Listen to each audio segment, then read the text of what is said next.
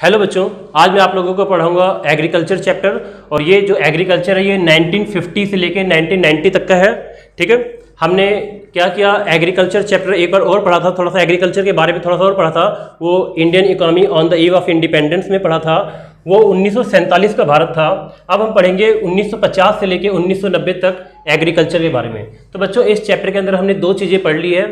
एक तो हमने पढ़ लिया इंपॉर्टेंस क्या होता है एग्रीकल्चर का, दूसरा हमने इंडिया के जो एग्रीकल्चर उसके फीचर्स भी हमने पढ़ लिए। आज हम पढ़ेंगे एग्रीकल्चर का प्रॉब्लम।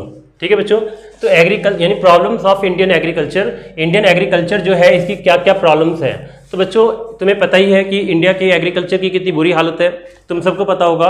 एग्रीकल्चर एक प्रॉफिटेबल बिजनेस नहीं है, देखा जाए तो एग्रीकल्चर में ज़्यादा प्रॉफिट नहीं होता। लोग धीरे धीरे एग्रीकल्चर से बाहर निकल रहे हैं और बाहर निकल करके दूसरे काम धंधे में शिफ्ट हो रहे हैं। ठीक है, क्योंकि एग्रीकल्चर में लोगों को ज़्यादा बेनिफिट नहीं मिल पाता।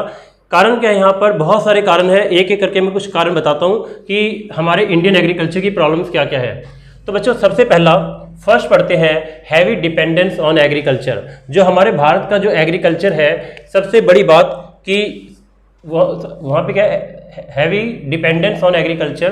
देखो, सबसे बड़ी बात ये है कि हमारे जो देश की पॉपुलेशन है वो बहुत ज़्यादा है। ठीक है, और हमारे देश की पॉपुलेशन इतनी ज़्यादा है कि तुम सोच भी नहीं सकते हो। और मैक्सिमम पॉपुलेशन किस पे डिपेंड है, एग्रीकल्चर के ऊपर।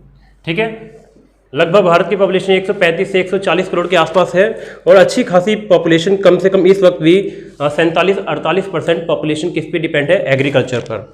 ठीक है बच्चों, तो देखा जाए तो एग्रीकल्चर पे जनसंख्या का बहुत बड़ा बोझ है। यानी कि हम बोल सकते हैं कि हमारे एग्रीकल्चर पर जनसंख्या का बहुत बड़ा बोझ है। एग्रीकल्चर जो है ओवर क्राउडेड है। ओवर क्राउडेड का मतलब होता है कि एग्रीकल्चर में बहुत भीड़ है, बहुत सारे लोग डिपेंड है एग्रीकल्चर पे, बहुत सारे लोग एग्रीकल्चर में ही पड़े रहते हैं। तो लेकिन एक प्रॉब्लम और बताता हूँ मैं तुम्हें। एग्रीकल्चर पे लगातार जनसंख्या का दबाव बढ़ता जा रहा है। लगातार नई मतलब जो लोग नए जन्म लेते हैं उनको कोई काम धंधा नहीं मिलता तो वो एग्रीकल्चर में लग जाते हैं। तो इससे एक प्रॉब्लम और आ रही है। वो प्रॉब्लम ये आ रही है कि एग्रीकल्चर में जो लोगों के पास होल्डिंग है, एग्रीकल्चर जो खेत है, खेतों का साइज वो लगातार छोटा होता जा रहा है। ठीक है, खेतों का साइज क्या होता चला जा रहा है, छोटा। जैसे एक आदमी है, उसके पास मान लो 20 हेक्टेयर की ज़मीन है। ठीक है, और एक आदमी है, उसके पास मान लेते हैं कि 20 हेक्टेयर की ज़मीन है, और उस आदमी के पास मान लेते उसके 4 बेटे हैं। तो एक के हिस्से में कितना आएगा, 5 हेक्टेयर आएगा। फिर आगे चल के इनके भी बेटे होंगे, उनके भी बेटे होंगे। तो यानी बंटवारा भी एक एग्रीकल्चर की भी समस्या कि एक तो ज़मीन कम है और उसका बंटवारा होता जा रहा है और लगातार इस पर डिपेंडेंस बढ़ती जा रही है। ठीक है बच्चों, तो आगे इसमें लिखा हुआ है कि जो एग्रीकल्चर का कंट्रीब्यूशन जो था जीडीपी में, यानी कि 1951 की बात करते हैं, 1951 में जीडीपी का 59% इनकम एग्रीकल्चर से आता था। यानी कि 1951 में हमारे देश की जो जीडीपी थी, उस जीडीपी में एग्रीकल्चर का कंट्रीब्यूशन कितना था, 59%। ये बहुत अच्छा शेयर था उस टाइम पर। ठीक है, और उसके बाद टाइम आगे बढ़ा, 1991 की बात करते हैं। 1991 में जीडीपी का 35% एग्रीकल्चर से आता था। बच्चों कुछ समझ में आया? 1951 में जीडीपी का 59% एग्रीकल्चर से आता था। लगभग 40 साल बाद थोड़ा चेंज आया, एग्रीकल्चर से जीडीपी का सिर्फ 35% इनकम आ रहा था। तो इसका मतलब एक बात और बता दूं, इसका मतलब ये है कि सिर्फ परसेंटेज गिरी है। ठीक है, मैंने बताया था, पिछली वीडियो में बताया था कि सिर्फ परसेंटेज गिरी है। परसेंटेज गिरने का मतलब ये नहीं है कि रियल में इनकम कम हो गई है। एग्रीकल्चर से इनकम तो बढ़ी है। ठीक है, हाँ, ये परसेंटेज कम क्यों हुई है उसका एक कारण बताता हूँ। 1951 में जो हमारे देश की टोटल जीडीपी थी उसमें एग्रीकल्चर का कंट्रीब्यूशन 59% था। 1991 में जो देश की टोटल जीडीपी थी उसमें एग्रीकल्चर का कंट्रीब्यूशन 35% था। कम क्यों हुआ बच्चों? क्योंकि नॉन एग्रीकल्चर सेक्टर की ग्रोथ फास्ट हो गई। बच्चों, परसेंटेज क्या होता है? परसेंटेज की खास बात होती है, टोटल 100 होता है। परसेंटेज हमें हमेशा टोटल कितना रहेगा, 100%। अब 100% में अगर मान लेते हैं कि सर्विस सेक्टर की ग्रोथ फास्ट हो गई, ठीक है, और मैन्युफैक्चरिंग सेक्टर, ठीक है, यानी कि सेकेंडरी सेक्टर की भी ग्रोथ फास्ट हो गई, इन दोनों की जब ग्रोथ फास्ट होगी, इन दोनों का शेयर बढ़ेगा, तो नॉर्मल सी बात है एग्रीकल्चर का शेयर कम होगा। ठीक है, तीन ही सेक्टर होते हैं। मान लो सर्विस सेक्टर का परसेंटेज लगातार बढ़ता जा रहा है, ठीक है, मैन्युफैक्चरिंग सेक्टर का भी परसेंटेज लगातार बढ़ता जा रहा है, तो फिर बचा क्या, एग्रीकल्चर को कम करना पड़ेगा, क्योंकि टोटल 100% होता है। ठीक है, एक बात और बताता हूँ, वो ये बस ऐसे ही समझाने के लिए है। मान लेते हैं कि 1951 में जो भारत की जीडीपी थी वो मान लेते हैं 1000 करोड़ रुपए थी, सिर्फ मानने के लिए कह रहा हूँ, और एग्रीकल्चर से 59% आता था, तो बताओ सिर्फ 590 करोड़ रुपए की इनकम एग्रीकल्चर से आती थी। 1991 में जो देश की जीडीपी थी वो बढ़ गई, मान लेते हैं कि 10,000 हो गई, 10,000 करोड़ हो गई, और एग्रीकल्चर से इनकम 35% हो गई, तो ये कितना हो गया, 35%, 3500 करोड़। तो बच्चों एक बात समझने वाली है कि उस टाइम पे हमारे जीडीपी का साइज छोटा होता था, आज के टाइम पे जीडीपी का साइज बड़ा हो गया है। तो जब जीडीपी का साइज छोटा था उसका 59% देखा जाए तो बहुत कम बन रहा है, 590 करोड़, और जीडीपी का साइज बड़ा हो गया और परसेंटेज बेशक कम हो गई है 35%, लेकिन एग्रीकल्चर का कंट्रीब्यूशन पहले के कंपैरिजन में काफ़ी बढ़ गया है। तो हुआ क्या, फिर भी सिंपल वर्ड में सुन लो, 1951 में जीडीपी में एग्रीकल्चर का कंट्रीब्यूशन 59% था, जो 1991 में कम होकर 35% रह गया। इसका कारण क्या था, सर्विस सेक्टर और मैन्युफैक्चरिंग सेक्टर की ग्रोथ इनसे फास्ट हो गई। अब यहाँ पे सिर्फ परसेंटेज गिरने का मतलब ये नहीं है कि एग्रीकल्चर से इनकम कम हुई है, एग्रीकल्चर से इनकम बढ़ी है, सिर्फ परसेंटेज गिरा है। ठीक है, क्योंकि मैंने यहाँ पे निकाल के दिखा दिया है, पहले जीडीपी कम होती थी, अब जीडीपी ज़्यादा है, तो इसलिए परसेंटेज पहले की 59% के कंपैरिजन में 35% की वैल्यू ज़्यादा आएगी। ठीक है बच्चों, तो ये बात समझ में आ गई। हाँ, तो एग्रीकल्चर पर पॉपुलेशन का बर्डन मैंने बताया था कि बहुत ज़्यादा है। एक बात और बताता हूँ, अभी कुछ चीज़ें मिटानी भी पड़ेंगी, साथ साथ तो मिटाता भी रहूँगा। चलो नीचे कर देता हूँ। हाँ तो बच्चों 1951 में हमारे देश में लगभग 72% लोग, 72% पॉपुलेशन एग्रीकल्चर पर डिपेंड थी। फिर उसके बाद 1991 तक ये परसेंटेज कम हो गई, 66% पॉपुलेशन एग्रीकल्चर पर डिपेंड थी। तो बच्चों एक बात तुम्हें समझ में आ गई कि एग्रीकल्चर पर जनसंख्या का बहुत बड़ा बोझ है। एग्रीकल्चर पर 1951 में देश का लगभग 75% पॉपुलेशन एग्रीकल्चर पर डिपेंड था, और 1991 में भी कोई बहुत बड़ी कमी नहीं आई, बहुत मामूली सी ही कमी आई, लगभग 6% के आसपास कमी आई है। यानी कि 1991 में भी एग्रीकल्चर पर पॉपुलेशन का बहुत बड़ा बोझ था, दबाव था। तो यहाँ पर लिखा है, पहला कोई पूछे बताओ एग्रीकल्चर की प्रॉब्लम बताओ क्या है, तो पहली प्रॉब्लम यह कि एग्रीकल्चर पर जनसंख्या बहुत ज़्यादा डिपेंड है। ठीक है, और आज भी लगभग 19-20-21 में भी, जो 2021 चल रहा है, अभी भी लगभग 47% के आसपास लोग एग्रीकल्चर पर डिपेंड है। ठीक है बच्चों, आगे बढ़ते हैं। तो पहली प्रॉब्लम समझ आ गई कि एग्रीकल्चर पर हैवी डिपेंडेंस है, बहुत ज़्यादा लोग डिपेंड है एग्रीकल्चर पर। सेकंड प्रॉब्लम है एग्रीकल्चर की, डिपेंडेंस ऑन मानसून। तो बच्चों हमारे देश में, भारत में जो अगली प्रॉब्लम है वो ये कि मानसून मतलब बारिश, समझ लो बारिश। ठीक है, बारिश कभी भी टाइम पर नहीं आता, वर्षा कभी भी टाइम पर नहीं आती। वर्षा की क्या खास बात है, अपनी मर्जी से आती है। कभी वर्षा अच्छी हो जाती है और कभी वर्षा नहीं होती, और कभी होती है तो इतनी ज़्यादा हो जाती है कि बाढ़ आ जाता है। तो वर्षा की खास बात है कि सही से नहीं आता। ठीक है, कभी सूखा पड़ जाता है बिल्कुल, कभी ठीक ठाक आ जाता है, किस्मत अच्छी है तो ठीक ठाक बारिश हो जाती है, और कभी कभी बाढ़ ही आ जाता है। वैसे बाढ़ तो बहुत बार आता है, बहुत यूपी बिहार में तो आते ही रहते हैं, और काफ़ी फसल नष्ट हो जाती है उससे। तो बच्चों लगभग अगर मैं यहाँ पे बात करूँ तो कि सिर्फ 40% एरिया भारत में जो जितनी भी एग्रीकल्चर के लिए ज़मीन है, सिर्फ 40% एरिया को ही इरिगेशन की फैसिलिटी है। ठीक है, इरिगेशन की फैसिलिटी कितने एरिया को है, सिर्फ 40% एरिया में ही इरिगेशन की फैसिलिटी है।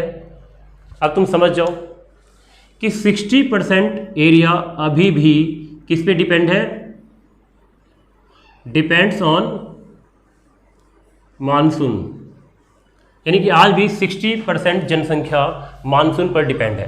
तो एग्रीकल्चर की एक ये भी समस्या हो गई कि इरिगेशन की ज़्यादा फैसिलिटी नहीं है। इरिगेशन मतलब सिंचाई की फैसिलिटी नहीं है। सिर्फ 40% ज़मीन पर ही सिंचाई की सुविधा है, बाकी 60% पे सिंचाई की सुविधा नहीं है। इसके अलावा कुछ नेचुरल क्लेमिटीज भी आते रहते हैं, जैसे बच्चों हेल स्टॉर्म, ओले पड़ जाते हैं, फ्रॉस्ट, ठीक है, attack of paste and insects, जैसे पेड़ में पौधों में कई बार बैक्टीरिया लग जाते हैं, ठीक है, पौधे हमारे बीमार पड़ जाते हैं या फिर उनमें कीड़े लग जाते हैं, या कोई कीड़े उस पर हमला कर देते हैं, जैसे टिड्डी हो गया, टिड्डी हमला कर देते हैं फसलों पे, वो खा जाते हैं फसलों को।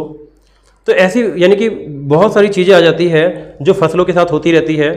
तो इसलिए एग्रीकल्चर की प्रोडक्टिविटी हमेशा सेम नहीं रहती, कम हो जाती है, ठीक है, और किसानों को बहुत नुकसान हो जाता है इससे। नेक्स्ट पॉइंट है एग्रीकल्चर की प्रॉब्लम है डिफेक्टिव लैंड टेन्योर सिस्टम। बच्चों लैंड टेन्योर सिस्टम का मतलब है जमींदारी प्रथा। तो एक प्रॉब्लम और है हमारे एग्रीकल्चर की, जमींदारी प्रथा। वैसे देखा जाए तो 1951 के बाद जमींदारी प्रथा को तो खत्म कर दिया गया था, ठीक है, लेकिन पूरी तरह से खत्म नहीं हो पाया था, ठीक है। जमींदारी प्रथा फिर भी काफ़ी टाइम तक रहा भारत में, पूरी तरह से खत्म नहीं हो पाया था, बहुत से जमींदार फिर भी रह गए थे। तो देखो उस टाइम पे क्या प्रॉब्लम थी बताता हूँ मैं तुम्हें यहाँ पे। सबसे पहले तो मैंने बताया था कि उस टाइम पे कौन था, जैसे जो ज़मीन किराए पे लेके खेती करते हैं उसको हम बोलते हैं टेनेंट। क्या बोलते हैं? टेनेंट। ऐसे ही सुन लो। तो एक होता है लैंडलॉर्ड, होता है एक टेनेंट होता है। टेनेंट क्या करता है, लैंडलॉर्ड के पास जाता है, उससे ज़मीन किराए पे लेता है और ज़मीन किराए पे लेने के बाद उस ज़मीन पर खेती करता है। अब इसके बदले में ज़मींदार क्या करते हैं, टेनेंट से ज़मीन से अच्छा खासा किराया वसूल करते हैं, लगभग 80% 90% तक किराया वो ले लेते हैं। ये किराया फसल के रूप में होता है। किसान जो भी फसल बोएगा उसका 80-90% फसल कौन लेकर चला जाता था, ज़मींदार लेकर चले जाते थे। तो इससे क्या था कि किसानों को के पास कुछ बचता नहीं था, बेचारे दिन भर खेती करते थे लेकिन फिर भी उनको 2 वक्त का खाना ढंग से नहीं मिलता था, बेचारों को भूखे सोना पड़ जाता था, ठीक है, उनको भरपेट खाना भी नहीं मिलता था, ठीक है। तो लैंड टेन्योर सिस्टम बहुत ही बेकार था, ठीक है। और एक प्रॉब्लम और रही कि कभी भी ज़मींदार कभी भी किसानों से ज़मीन छीन सकते थे, मतलब ज़मींदार के पास पूरा हक था कि जब कभी भी किसी भी किसान को ज़मीन से बेदखल कर सकते थे।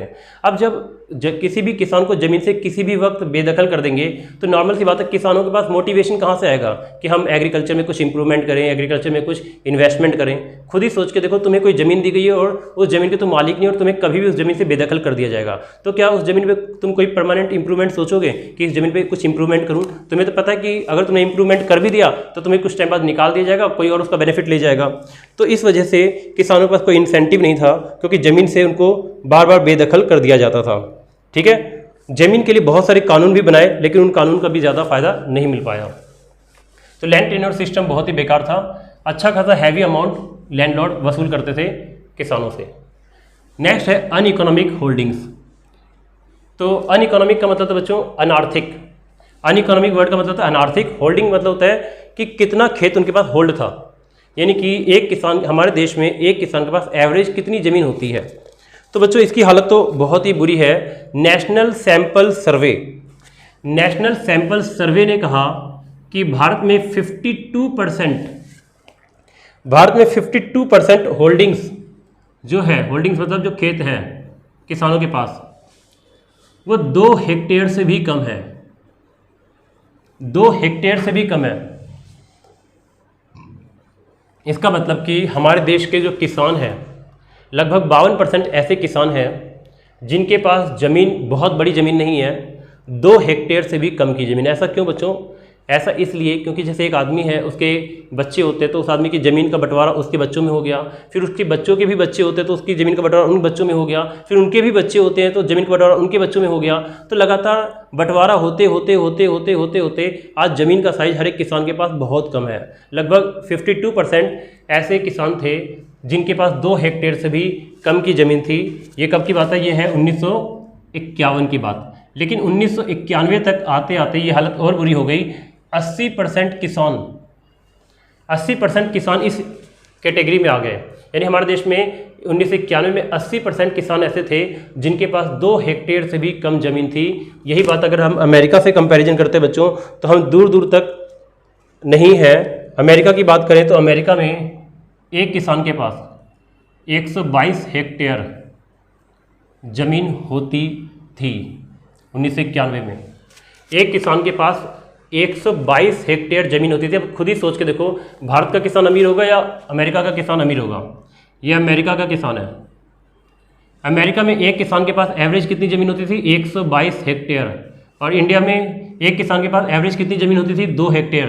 तो इंडिया का किसान तो अमीर हो ही नहीं सकता, इतनी कम ज़मीन है, ठीक है। और अमेरिका का किसान जो है बहुत अमीर हो जाएगा। 122 हेक्टेयर कम नहीं होते, बहुत ज़मीन है उनके पास, ठीक है बच्चों। तो ये वाला पॉइंट भी समझ में आ गया। अब लेकिन ये प्रॉब्लम यहीं पे ख़त्म नहीं हुई। ये मतलब एग्रीकल्चर के साथ एक और प्रॉब्लम रही कि उनके पास जो किसानों के पास जो खेत थे वो थे फ्रैगमेंटेड का मतलब होता है बच्चों बिखरे हुए। क्या थे? फ्रैगमेंटेड। लिख देता हूं मैं, फ्रैगमेंटेड। अभी फ्रैगमेंटेड क्या है? तो फ्रैगमेंटेड का मतलब होता है बच्चों बिखरे हुए। हिंदी में क्या बोलेंगे इसको? बिखरे हुए। जैसे कि एक किसान है, उसके पास थोड़ी सी ज़मीन यहाँ पर है, थोड़ी सी ज़मीन 5 किलोमीटर दूरी पर है, थोड़ी सी ज़मीन 15 किलोमीटर की दूरी पे है, थोड़ी सी ज़मीन 25 किलोमीटर की दूरी पर है। अब एक किसान के पास वैसे ही इतनी कम ज़मीन थी 2 हेक्टेयर, और वो ज़मीन भी कई जगह बटी हुई थी, थोड़ी सी कहीं और, थोड़ी सी कहीं और, थोड़ी सी कहीं और, थोड़ी सी कहीं और। अब बताओ किसानों का कितना बुरा हाल होगा।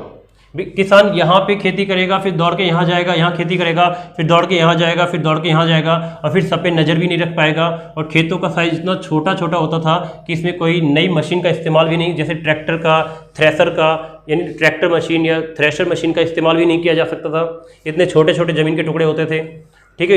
एक साथ इन पर नज़र रखना भी मुश्किल होता था।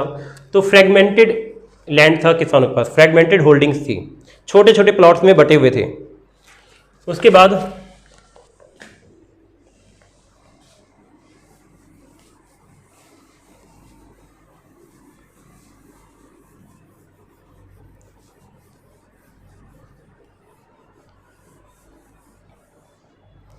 हाँ बच्चों, उसके बाद आगे बढ़ते हैं।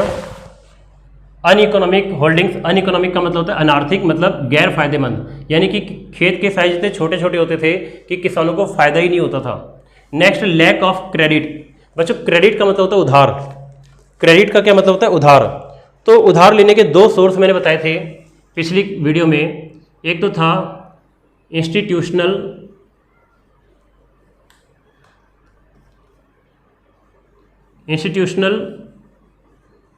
सोर्स, दूसरा था नॉन इंस्टीट्यूशनल सोर्स। मतलब कि एक किसान उधार 2 जगह से ले सकता था, एक इंस्टीट्यूशनल सोर्स, एक non institutional source. Non institutional source में गांव के महाजन, गांव के जमींदार, गांव के जागीरदार, बनिए, लाला, व्यापारी, ये सब आते थे, ठीक है। गांव के अंदर ही होते थे ये लोग। और इंस्टीट्यूशनल सोर्स के अंदर होता था बैंक, फाइनेंशियल इंस्टीट्यूशन, ठीक है। हिंदी में बोलेंगे इसको संस्थागत स्रोत, और इसको बोलेंगे गैर संस्थागत स्रोत, ठीक है। तो बच्चों उस वक्त देश में किसानों की हालत ज़्यादा अच्छी नहीं थी, ठीक है। मैक्सिमम किसानों को उधार कहाँ से लेना पड़ता था? नॉन इंस्टीट्यूशनल सोर्स से, ठीक है। क्योंकि हमारे देश में बैंकों की संख्या बहुत कम थी, और बैंक जो थे जल्दी से एग्रीकल्चर को लोन देते भी नहीं थे, क्योंकि इनके पास कुछ पक्के परमानेंट प्रूफ नहीं होते थे, ठीक है। और प्रूफ ना होने की वजह से इनको लोन आसानी से नहीं मिल पाता था। तो मजबूर होकर वो क्या करते थे? नॉन इंस्टीट्यूशनल सोर्स, मतलब गांव के बनिए, लाला, महाजन, जमींदार से उधार लेते थे, और ये लोग उनका शोषण करते थे, ठीक है। बहुत बुरी तरह शोषण करते थे, अमाउंट बढ़ा चढ़ा के लेते थे, गलत जगह अंगूठे लगवा लेते थे, इस तरीके से, ठीक है। तो एक ये भी प्रॉब्लम थी, उधार उनको कोई देता नहीं था। और जब उनको उधार मिलेगा, उनके पास खुद पैसे थे नहीं और उधार कहीं से मिलता नहीं था, तो एग्रीकल्चर पे वो इन्वेस्टमेंट करे तो करे कैसे? नेक्स्ट था lack of organised marketing system. तो बच्चों एक प्रॉब्लम और सुन लो, lack of organised market system. Organised market system किसे कहते हैं, इस बात को समझते हैं बच्चों। एक ऐसा मार्केट जिस मार्केट में रूल्स एंड रेगुलेशंस हो, नियम कानून हो। एग्रीकल्चर का एक ऐसा मार्केट जहाँ पे रूल्स हो, नियम हो, कानून हो, ठीक है, वहाँ पे कोई किसी का शोषण ना कर सके, तो इसको बोलते हैं ऑर्गेनाइज्ड मार्केट। ठीक है, तो हमारे देश में किसानों यानी उस टाइम पर इतने ज़्यादा ऑर्गेनाइज्ड मार्केट नहीं थे जहाँ पर किसान अपने अनाज को ले जाकर बेच सकें। हमारे देश में किसानों के सामने एक दिक्कत क्या थी, इस बात को समझना। किसानों के सामने दिक्कत क्या थी, किसान अनाज पैदा कर देते थे, बहुत सारा अनाज पैदा करने के बाद उनके पास स्टोरेज नहीं था, मतलब वेयर हाउस नहीं था। अनाज को रखेंगे तो रखेंगे कहाँ, उनको बाहर ही रखना पड़ता था, या मिट्टी के घर बना देते थे या घास फूस के घर बना देते थे, उसके अंदर अनाज को रख देते थे। वो अनाज सेफ नहीं होता था, कभी चूहे मतलब लग जाते, चूहे खा जाते थे, कीड़े मकोड़े खा जाते थे, या उसमें पानी लग जाता था, या फिर बारिश आ गया या बाढ़ आ गया उसमें बह गया। तो किसानों के पास मतलब अनाज तो पैदा उन्होंने बहुत सारा कर दिया, लेकिन उस अनाज को स्टोर करने के लिए उनके पास स्पेस नहीं होता था, स्टोर करने के लिए उनके पास जगह नहीं होती थी। तो मजबूरी में वो क्या करते थे, गाँव के महाजन, गाँव के बनिए, गाँव के लाला, गाँव के जमींदार को ही बेच देते थे। बच्चों समझ में आ गया। अब बात ये है कि गांव में ही क्यों बेचते थे, वो शहर ले जाके मार्केट में क्यों नहीं बेचते थे।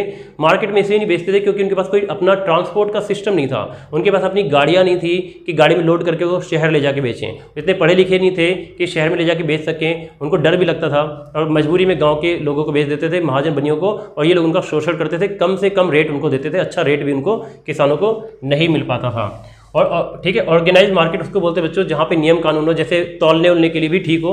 उस टाइम पे किसानों से तौलना भी नहीं जाता था, अनाज लेते वक्त गांव के बनिए जमींदार बस क्या करते थे, वो देख लेते थे कि भाई इतना अनाज है, ठीक है, इतने अनाज के इतने रुपये दूंगा, इतना अनाज है, इतने अनाज के इतने रुपये दूंगा। तौलना वो तौलते भी नहीं थे ना, तो वहाँ पे तोल माप कुछ नहीं था। तो ऑर्गेनाइज्ड मार्केट उसको बोलते हैं जहाँ पे बट्टा होता है, ठीक है, फसल कितनी है उसको तौला जाता है, किलो के हिसाब से पैसे दिए जाते हैं, कोई ठग नहीं सकता, ठीक है। उस मार्केट की एक कमेटी होती है, वो कमेटी रूल और रेगुलेशंस बनाती है, नियम कानून बनाती है। तो ऐसा कोई मार्केट नहीं था, वो क्या करते थे, गाँव में ही बेच देते थे, ठीक है।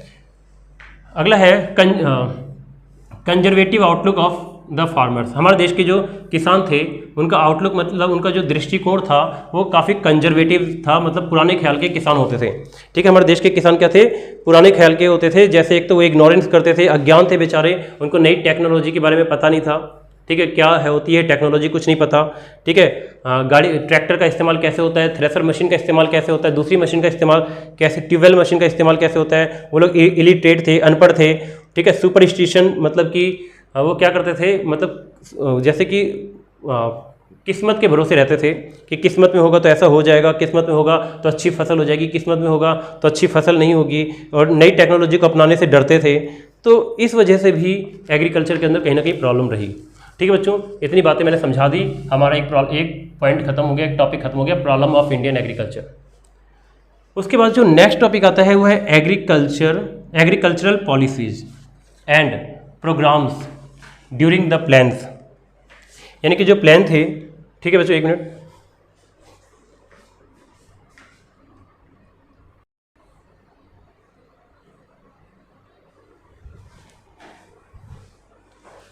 ठीक है बच्चों, आगे समझते हैं। तो अब जो हमारा नेक्स्ट टॉपिक है वो है agricultural policies and programmes during plans. मतलब कि प्लान जब हमारे देश में हुआ, 5 ईयर प्लान बना, तो मतलब जब हमने 5 ईयर प्लान बनाया, इसके बारे में एक पूरा चैप्टर पढ़ाऊंगा। तो उसमें एग्रीकल्चर के लिए कुछ पॉलिसीज़ बनाई गवर्नमेंट ने, और ठीक है, और बहुत सारे प्रोग्राम्स बनाए एग्रीकल्चर के लिए। और ये जो भी पॉलिसी, जो भी प्रोग्राम थे, वो एग्रीकल्चर की हालत देख के बनाए गए थे, क्योंकि एग्रीकल्चर की कंडीशन बहुत बुरी थी, एग्रीकल्चर का हालत बहुत बुरा था।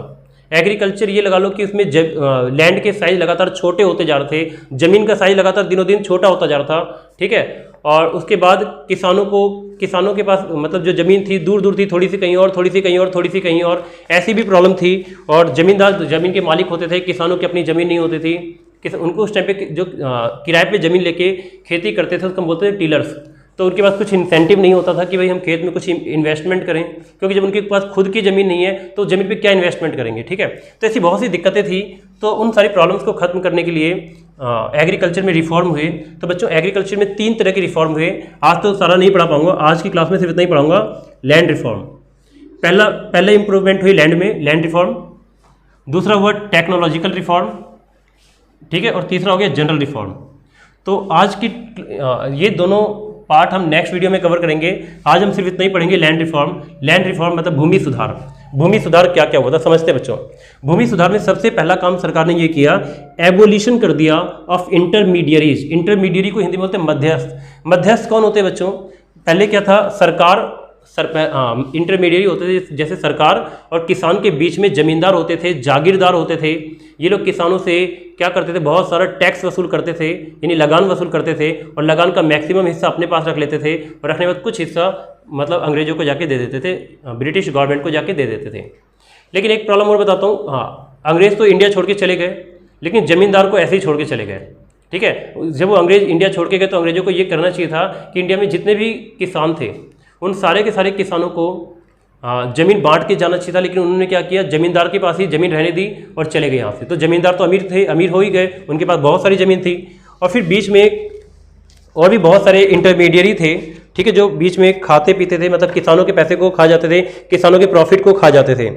तो फिर गवर्नमेंट ने क्या कहा, गवर्नमेंट ने कहा भाई इस इंटरमीडिएरी को यानी मध्यस्थ को खत्म कर दो, ये बीच के बिचौलिए हैं, ये बिचौलिए बहुत बेकार हैं, ये किसानों का प्रॉफिट खा जाते हैं। मतलब कि क्या होता था कि जैसे बीच में लाला, बनिए, महाजन, जमींदार, जागीरदार, ये बहुत से ऐसे लोग होते थे जो किसान को प्रॉफिट नहीं होने देते थे, किसान को फायदा नहीं होने देते थे, ये किसानों का प्रॉफिट खुद ही खा जाते थे। तो गवर्नमेंट ने कहा कि भाई जो जमीन के एक्चुअल टीलर्स हैं, कौन, जो जमीन के एक्चुअल टीलर्स हैं, एक्चुअल टीलर्स को ही जमीन दे दी जाएगी और एक्चुअल टीलर्स ही जमीन के मालिक बन जाएंगे। ठीक है, टीलर्स मैं यहाँ लिख देता हूँ। टीलर्स कौन होते हैं बच्चों, टीलर्स वो होते हैं जो किराए पे जमीन लेके खेती करते हैं। तो सरकार ने कहा कि जो लोग रियल में जमीन पे खेती कर रहे हैं, आज से जमीन उनकी। ठीक है, यानी कि जो जमींदार क्या करते थे, जमीन को किसी को किराए पे दे देते थे, उससे खेती करवाते थे और 90% तक 80-90% तक अनाज खुद रख लेते थे, 10-20% ही किसानों को देते थे। तो सरकार ने ये रूल बनाया कि जो एक्चुअल में खेती कर रहे हैं, जो एक्चुअल टीलर है, वही ज़मीन के ऑनर बनेंगे। ठीक है, और ज़मींदार जो है वो ऑनर नहीं रहेंगे ज़मीन के। इससे क्या हुआ, ज़मींदार से ज़मीन छीन के इनको दे दी गई टीलर्स को। अब इन टीलर्स के पास अपनी खुद की ज़मीन आ गई, ये खुद उस ज़मीन के ऑनर बन गए, ये खुद ही उस ज़मीन के मालिक बन गए। मालिक बनने के बाद इनके अंदर एक इंसेंटिव आया कि भाई अब हमारी ज़मीन है, हम इसमें इन्वेस्टमेंट करेंगे, इन्वेस्टमेंट करके हम अपनी ज़मीन को आगे बढ़ाएंगे, अच्छा करेंगे, उसको उपजाऊ बनाएंगे और उसमें लगातार अच्छी खासी इन्वेस्टमेंट करेंगे। तो उनको और अच्छा लगने लग गया किसानों को। ठीक है, तो एक फ़ायदा यहाँ पर मिला एबोलिशन करके। ठीक है, किसानों के अंदर थोड़ी सी मोटिवेशन आई, इंसेंटिव आई, और वो खुश हुए और वो मेहनत और ज़्यादा मेहनत करने लगे एग्रीकल्चर में। नेक्स्ट है रेगुलेशन ऑफ रेंट। पहले क्या था, जमींदार फिर भी थे, मतलब बाद में ऐसा नहीं कि जमींदार को पूरी तरह से खत्म कर दिया गया था, जमींदार फिर भी थे।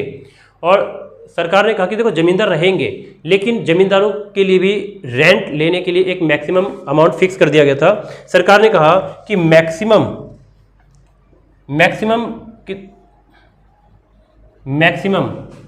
1/6 ऑफ प्रोड्यूस,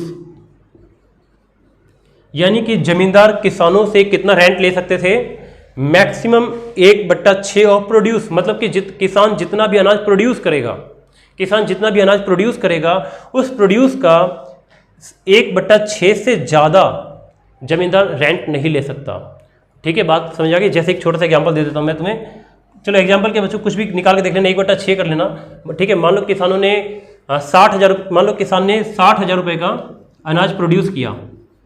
अगर किसान ने 60,000 का अनाज प्रोड्यूस किया तो रेंट इसका कितना बनेगा, 1/6। तो रेंट 1/6 बनेगा 10,000। इसका मतलब ये कि 10,000 से ज़्यादा रेंट जमींदार किसानों से नहीं ले सकता। हाँ, 10,000 1/6 से कम ले सकता है, लेकिन 1/6 से ज़्यादा नहीं ले सकता। तो एक मैक्सिमम रेंट फिक्स कर दिया गया था। रेगुलेशन ऑफ रेंट, रेंट के लिए रेगुलेशन मतलब नियम कानून बना दिए गए थे। रेगुलेशन मतलब नियम कानून बना दिए गए थे कि कितना रेंट, कितना लगान ले सकते हो। तो 1/6 फिक्स कर दिया गया, 1/6 से ज़्यादा नहीं ले सकते। उसके बाद लैंड सीलिंग, एक और बढ़िया सबसे मतलब बहुत ही बेस्ट कानून था लैंड सीलिंग। लैंड सीलिंग में क्या था बच्चों, लैंड सीलिंग में ये था कि ज़मीन की एक मैक्सिमम लिमिट फिक्स कर दी गई थी और कहा गया कि इस लिमिट से ज़्यादा ज़मीन किसी के पास नहीं होनी चाहिए। इस लिमिट से ज़्यादा ज़मीन अगर किसी के पास हुई तो उससे वापस ले लिया जाएगा। एक छोटा सा एग्जांपल दे देता हूँ इसके ऊपर। जैसे कि ऊपर ही लिख देता हूँ यहाँ पे। हाँ, जैसे कि मान लो बच्चों, एक किसान है जिसके पास 5 हेक्टेयर की ज़मीन है, एक किसान है जिसके पास 4 हेक्टेयर की ज़मीन है, एक किसान के पास 10 हेक्टेयर की ज़मीन है, एक किसान के पास 12 हेक्टेयर की ज़मीन है। तो इस केस में सरकार ने कहा कि मैक्सिमम 3 हेक्टेयर ज़मीन ही लोग अपने पास रख सकते हैं। हाँ ये रियल नहीं है, ये सिर्फ समझाने के लिए एक एग्जाम्पल है। तो सरकार ने मान लो मैक्सिमम लैंड सीलिंग बोलते हैं इसको, मान लो सरकार ने लैंड सीलिंग कितना रखा 3 हेक्टेयर, कि 3 हेक्टेयर से ज़्यादा ज़मीन किसी किसान के पास ना हो। 3 हेक्टेयर से किसी के पास ज़्यादा ज़मीन होगी तो उस पर सरकार का कब्जा हो जाएगा। अब जैसे इसके पास 5 हेक्टेयर है तो इसकी 2 हेक्टेयर ज़मीन सरकार के पास चली जाएगी। इसके पास 4 हेक्टेयर तो इसका 1 हेक्टेयर एक्स्ट्रा है, इसकी 1 हेक्टेयर ज़मीन सरकार के पास चली जाएगी। इसके पास 10 हेक्टेयर है तो 3 हेक्टेयर रखेगा, इसकी 7 हेक्टेयर की ज़मीन सरकार के पास चली जाएगी। इसके पास 12 में से 3 गए 9, इसके पास 9 हेक्टेयर एक्स्ट्रा है तो इसकी 9 हेक्टेयर ज़मीन सरकार के पास चली जाएगी। और ये जितनी भी सरकार के पास ज़मीन जाएगी, सरकार इस ज़मीन को भूमिहीन किसानों में बांट देंगे, मतलब ऐसे किसानों में बांट देंगे जिन किसानों के पास अपने खुद के खेत नहीं है। ठीक है, तो एक ये भी बहुत ही बढ़िया बेस्ट कानून था। एक और था consolidation of holdings. Consolidation of holding का मतलब क्या था बच्चों? हिंदी में इसको बोलते हैं चकबंदी, खेतों की चकबंदी या जोतों की चकबंदी। जोत बोलते हैं खेत को, जोत भी बोलते हैं, खेत भी बोलते हैं। तो खेतों की चकबंदी, अभी चकबंदी क्या है इस बात को समझते हैं बच्चों। मैंने थोड़ी देर पहले ही बताया था कि किसानों के पास ना दिक्कत ये थी कि ज़मीन, थोड़ी सी ज़मीन यहाँ पर है और थोड़ी सी ज़मीन यहाँ पर है, फिर थोड़ी सी ज़मीन यहाँ पर है और थोड़ी सी ज़मीन यहाँ पर है। मान लो कि एक किसान के पास 5 हेक्टेयर ज़मीन है, 1 हेक्टेयर यहाँ है, 1 हेक्टेयर यहाँ है, 1 हेक्टेयर यहाँ है और 1 हेक्टेयर यहाँ है। और ये ज़मीन 10 किलोमीटर की दूरी पे, वो 50 किलोमीटर की दूरी पे, ये 40 किलोमीटर की दूरी पे है। अब किसान के सामने दिक्कत है कि सारी ज़मीन छोटी छोटी ज़मीन है और दूर दूर ज़मीन है। तो सरकार ने कहा कि देखो हम तुम्हारी सारी ज़मीन को कंसोलिडेट कर देते हैं। कंसोलिडेट मतलब चकबंदी कर देते हैं, यानी हम तुम्हारी जो छोटी छोटी कई जगह ज़मीन बटी हुई है, हम सारी ज़मीन को जोड़कर तुम्हें एक जगह पर ही ज़मीन दे देंगे, जिससे तुम्हारे खेतों का साइज बड़ा हो जाएगा। और जब खेतों का साइज बड़ा हो जाएगा तो तुम आधुनिक मशीन, ट्रैक्टर, यानी कि जो नई मॉडर्न मशीन है, मॉडर्न टेक्नोलॉजी है, तुम उसका इस्तेमाल अपने खेत में कर पाओगे। अब इसके 1 हेक्टेयर 1 हेक्टेयर 1 हेक्टेयर 1 हेक्टेयर, मान लो किसान के पास 1 हेक्टेयर की 4 ज़मीन है और चारों दूर दूर है। तो सरकार क्या करेगी, सारी ज़मीन जोड़ के उसको 4 हेक्टेयर ये ज़मीन उसको एक जगह पर ही दे देगी। इससे क्या होगा, किसान के खेतों का साइज बड़ा हो जाएगा। किसान एक बार में ही सारे खेत पे नज़र रख पाएगा। यहाँ पे सारे खेत पे नज़र नहीं रख सकता था, क्योंकि एक साथ किसान चारों जगह पे मौजूद नहीं हो सकता था। यहाँ पे पूरे खेत पे एक बार में ही नज़र रख सकता है। खेतों का साइज बड़ा हो गया। अब यहाँ पे मॉडर्न मशीन का इस्तेमाल, टेक्नोलॉजी का इस्तेमाल किया जा सकता है। ट्रैक्टर का भी इस्तेमाल किया जा सकता है। ये छोटे से एरिया में, छोटे छोटे खेत में ट्रैक्टर का इस्तेमाल नहीं हो सकता था, ठीक है, मशीन का इस्तेमाल नहीं हो पाता था। यहाँ पे मशीन का इस्तेमाल भी हो सकता है, ट्रैक्टर का इस्तेमाल भी हो सकता है और बेनिफिट भी होगा किसान को बहुत। तो इसको कहते हैं कंसोलिडेशन। जब छोटे छोटे ज़मीन को जोड़, मतलब जो किसानों को छोटे छोटे ज़मीन दूर दूर तक बिखरे हुए थे, सारे ज़मीन को जोड़कर उसको एक जगह पर ही उतनी ज़मीन दे देने को बोला गया कंसोलिडेशन। ठीक है, तो बच्चों ये भी समझ में आ गया। नेक्स्ट था कोऑपरेटिव फार्मिंग। तो एक लैंड रिफॉर्म में एक और इम्प्रूवमेंट किया गया, रिफॉर्म किया गया सरकार की तरफ से, वो था कोऑपरेटिव फार्मिंग। अभी कोऑपरेटिव फार्मिंग क्या है बच्चों? तो कोऑपरेटिव फार्मिंग का मतलब थोड़ा समझ लेते हैं क्या है। कोऑपरेटिव फार्मिंग का मतलब है कि जितने भी किसान हैं, ठीक है, मिलजुल कर खेती करेंगे। कोऑपरेटिव मतलब मिलजुल कर, ठीक है, एक दूसरे का सहयोग करेंगे, मिलजुल कर खेती करेंगे। जैसे एक छोटा सा एग्जांपल देता हूँ। मान लो कि एक गांव के अंदर 100 किसान हैं, ठीक है, और अभी जो 100 के 100 किसान हैं, 100 के 100 किसान अपनी अपनी ज़मीन को एक साथ जोड़ देंगे। सब पैसे, मतलब सारे जितने भी किसान हैं, सारे के सारे किसान पैसे मिलाएंगे। उनके पास जो भी रिसोर्सेस है, सारे के सारे किसान अपने रिसोर्सेस को कंट्रीब्यूट करेंगे, मतलब पैसा लगाएंगे, धन दौलत लगाएंगे, ज़मीन देंगे और सबको मिला के एक बहुत बड़ा खेत का साइज हो जाएगा। बात समझ आई? मान लो किसान, गांव में 100 किसान है और हर किसान के पास कुछ ना कुछ ज़मीन होगी। तो जब सारे किसान अपनी ज़मीन को एक साथ मिला देंगे तो ज़मीन का साइज तो बहुत बड़ा हो जाएगा। अब ज़मीन का साइज जब बहुत बड़ा हो जाएगा तो उस ज़मीन पे, और पैसे भी बहुत सारे हो जाएंगे क्योंकि इतने सारे लोगों ने मिलकर पैसे मिलाए हैं, तो उस ज़मीन पर खेती होगी। अब उस ज़मीन पर खेती होने के बाद अनाज पैदा होगा। उस अनाज को मार्केट में बेचा जाएगा। बेचने से जो भी पैसा आएगा वो सारे किसानों में बांट दिया जाएगा रेशियो में। रेशियो मतलब जिस किसान के पास, जिस किसान का हिस्सा ज़्यादा था, जिसने ज़्यादा ज़मीन दी थी, जिसने ज़्यादा रिसोर्सेज पैसे वैसे दिए थे, उसको ज़्यादा हिस्सा मिलेगा। जिसने कम ज़मीन दी थी, कम पैसे दिए थे, उसको हिस्सा कम मिलेगा।